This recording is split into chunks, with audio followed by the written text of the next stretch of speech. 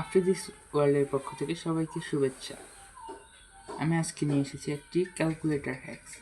আপনাদের কাছে যদি থাকে FX991S+, সহজে আপনারা একটি পদ্ধতি অবলম্বন করে অনেক গুরুত্বপূর্ণ একটি কাজ সহজেই করতে পারেন। প্রথমে আমরা ক্যালকুলেটরটিকে মূল বিষয় হচ্ছে আমরা কিভাবে মৌলের নাম মুখস্থ করে পারমাণবিক ভর মুখস্থ ছাড়াই কাজ করতে পারি বা মুখস্থ করতে পারি। আমাদের যদি এই মৌলের নাম যদি সিরিয়াল বাই সিরিয়াল যদি মুখস্থ থাকে, তাহলে আমাদের পারমাণবিক ভর মুখস্থ করার কোনো প্রয়োজন নেই। আমাদের মোট পিরিয়ডিক টেবিলে অর্থাৎ পর্যায় সারণীতে মোট মৌল রয়েছে 118টি। এখান থেকে আমরা ক্যালকুলেটরের মাধ্যমে হ্যাক্সের মাধ্যমে 80টি মৌলের পারমাণবিক ভর সেভ করতে পারি।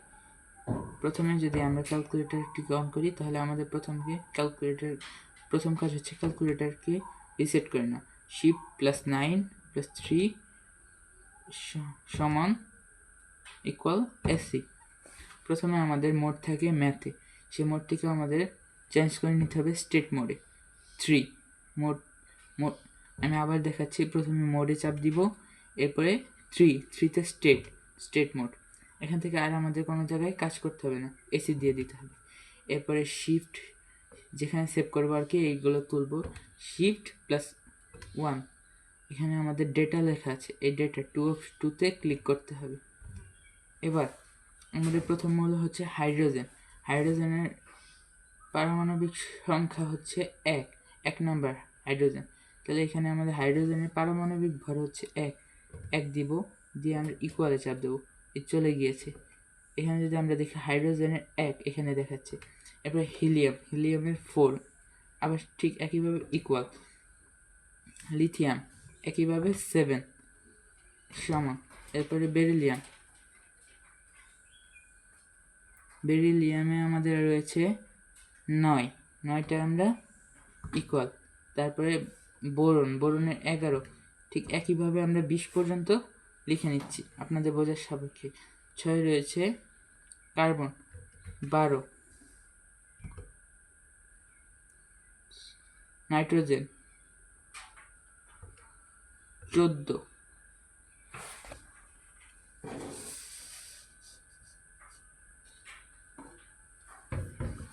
আটে হলো ইকুয়াল।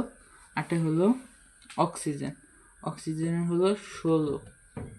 এরপর ফ্লোরিন 19, নিয়ন 20, সোডিয়াম 23।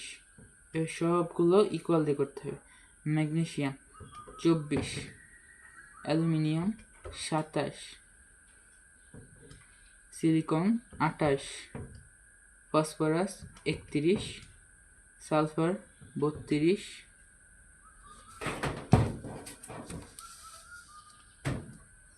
ক্লোরিন 17। ক্লোরিনের 17তে রয়েছে 35.5। আর্গনের 18তে রয়েছে 40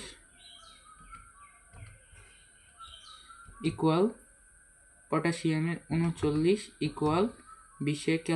ক্যালসিয়ামের 40 ইকুয়াল। এখন আমাদের এগুলো সেভ হয়ে গেছে পয়েন্ট আকারে পয়েন্ট।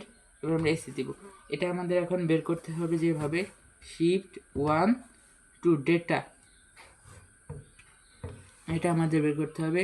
প্রথমে শিফট, এরপরে 1, এরপরে ডেটা 2। এখন আমাদের প্রয়োজন, আমরা যদি বের করতে চাই অক্সিজেনের 16, তাহলে আমরা অক্সিজেনের 16 কিভাবে বের করব? অক্সিজেনের পারমাণবিক ভর হচ্ছে 16, আর অক্সিজেনের পারমাণবিক সংখ্যা হচ্ছে 8। এই যে আমরা দেখতে পাচ্ছি পারমাণবিক সংখ্যা 8 এবং পারমাণবিক ভর 16। তাহলে আমরা এখানে 16তে যাব, পারমাণবিক সংখ্যা 13, 14, 15, 16। এই যে অক্সিজেনের পারমাণবিক সংখ্যা 16 এবং এর পারমাণবিক ভর 32। অক্সিজেনের পারমাণবিক সংখ্যা হচ্ছে 8 আর অক্সিজেনের পারমাণবিক ভর হচ্ছে 16। এই যে আমরা বের করে ফেলেছি। এভাবে আমরা 1 থেকে 80 পর্যন্ত পারমাণবিক সংখ্যা এই মোডে সিলেক্ট করে সেভ করে রাখতে পারবো।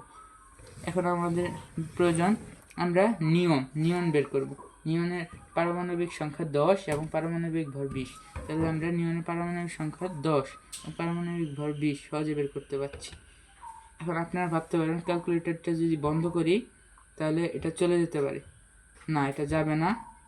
এটা অন করার পরেও ঠিক একইভাবে বের করা যাবে। এই যে এখন এটা কতক্ষণ থাকবে? যে পর্যন্ত মোড না চেঞ্জ করা হবে আমাদের স্টেট মোডেই থাকবে। যদি কমপ্লেক্স মোডে বা ম্যাট্রিক্স মোডে বা কম্পো মোডে যদি চেঞ্জ করা হয় তখন এটা চলে যাবে। এখন এটা একদম মুছে ফেলবো কীভাবে? Shift 9 3 equal AC. এভাবে আমরা পারমাণবিক ভর ক্যালকুলেটরে তুলে রাখতে পারি 1 থেকে 80 পর্যন্ত। ধন্যবাদ সবাইকে শেষ পর্যন্ত দেখার জন্য।